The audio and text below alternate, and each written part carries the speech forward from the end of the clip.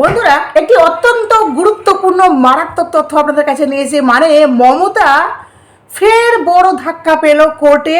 কি হলো চলুন আপনাদেরকে ডিটেলসে বলছি। বলতে পারেন যে হাইকোর্টে মুখ পুরল মমতা ব্যানার্জির। এবার বলবেন কেন, তাই না? চলুন আপনাদেরকে ডিটেলসে বলি। কলকাতা হাইকোর্টে বড় ধাক্কা খেয়েছে, মমতা ব্যানার্জি বড় ধাক্কা খেয়েছে, যেখানে হরিশ মুখার্জি রোডের একটি রাষ্ট্রায়ত্ত ব্যাংকে থাকা তৃণমূলের 4টি অ্যাকাউন্ট, বুঝতে পারছেন, আই রিপিট, তৃণমূলের 4টি অ্যাকাউন্ট খোলার অনুমতি মেলেনি।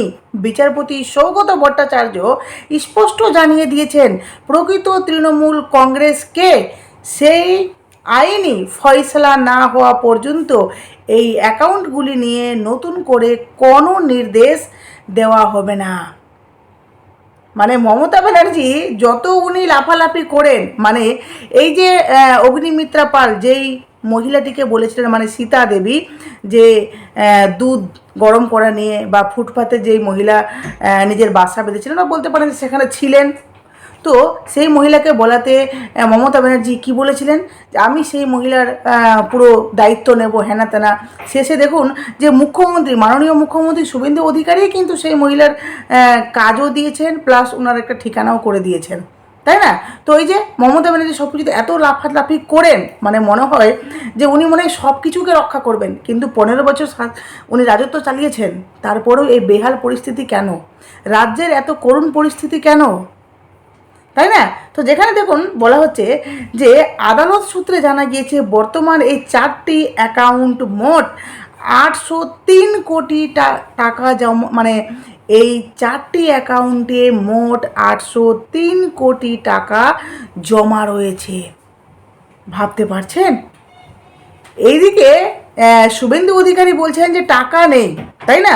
যার জন্য দেখুন অনেক কিছু বন্ধ আছে, বার্ধক্য ভাতা, অনেক ভাতা বন্ধ আছে, এমনকি অনেক বেতন আটকে আছে, কারণ রাজ্যে টাকার অভাব। আর এইদিকে দেখুন যে জানা গেছে এই 4টি অ্যাকাউন্টে তৃণমূলের 803 কোটি টাকা জমা রয়েছে। এর আগে পুলিশের নির্দেশে অ্যাকাউন্টগুলি বন্ধ করা হয়েছিল, যার বিরুদ্ধে আদালতের দ্বারস্থ হয়েছিল কালীঘাট তৃণমূল শিবির। শুনানি চলাকালীন রাজ্য সরকারের পক্ষ থেকে আদালতে চাঞ্চল্যকর তথ্য পেশ করা হয়।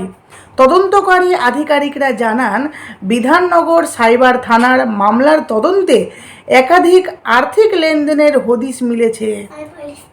বিতর্কিত এই অ্যাকাউন্টগুলিতে দেবরাজ চক্রবর্তী একাধিক দফায় 10 কোটি টাকা এবং লিপস অ্যান্ড বাউন্স, এই Debraj Chakraborty leaps and bounce, ভাবতে পারছেন? ধারণা করতে পারবেন না যে তৃণমূলের এই যে সমস্ত কুকারনামাগুলো যে সামনে আসছে, যেখানে এক একটা করে এক এক রকমের তথ্য আমরা সামনে পাচ্ছি। বলা হচ্ছে যে লিপস অ্যান্ড বাউন্স সংস্থার পক্ষ থেকে 30 কোটি টাকা জমা দেওয়া হয়েছিল বলে অভিযোগ। এছাড়া সুমিত রায় নামের এক ব্যক্তিও 60 কোটি টাকা দিয়েছেন বলে দাবি করা হয়েছে। অভিযুক্ত ব্যক্তিদের বিরুদ্ধে তদন্ত জারি রয়েছে। আগামী পুজো ছুটির পর এই মামলার পরবর্তী শুনানি অনুষ্ঠিত হবে। তো মমতা ব্যানার্জি পুরো থতামুখ ভতা হয়ে গেছে উনার, ঠিক আছে? যাই হোক, দিদি যত লাফাচ্ছেন, এই যে মমতা ব্যানার্জি আবার এই সীতা দেবী নিয়ে অগ্নিমিত্রা যে রয়েছেন, অগ্নিমিত্রা দিদি, ওনার বিরুদ্ধে উনি আবার মামলা করেছেন।